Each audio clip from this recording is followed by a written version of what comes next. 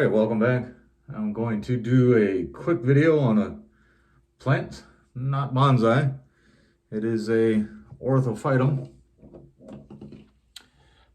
You can see the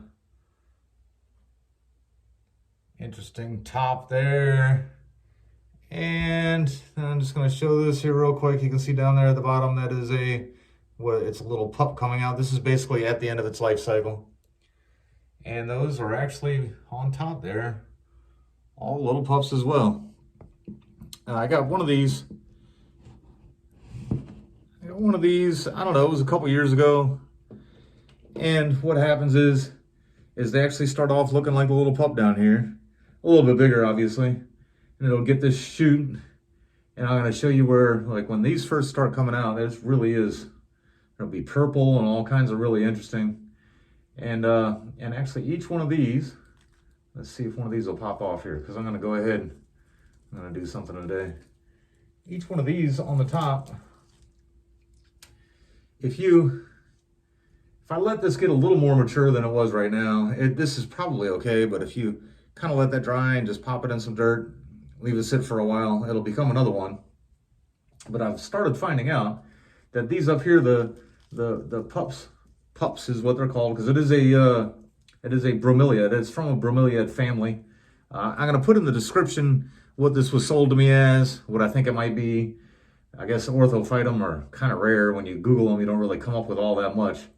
Hard for me to come up with anything that looks exactly like this. It's definitely not what the guy that sold it to me said it was, I don't think. I'll put all that in the description, but I think the pups that come out from up here are just not as viable as this pup is. I gave, I started off with the one plant. I actually have one in my yard now. I have this one, and then I have another one that's getting ready to have two pups or whatever it's expecting, but it has two down here. This one just keeps, I have this up against my backdrop here. It actually keeps falling over where it is. I'm actually going to go ahead and pop the top off here. And you can just kind of see how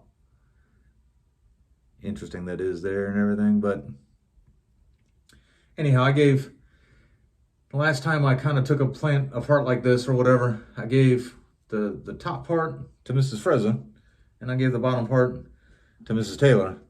And Mrs. Frezza, the top part of hers is about dead, and Mrs. Taylor, the bottom part of hers is basically looking like this one here, where it's got a little bloom on top, and she said it's even got a little pup coming out on the side.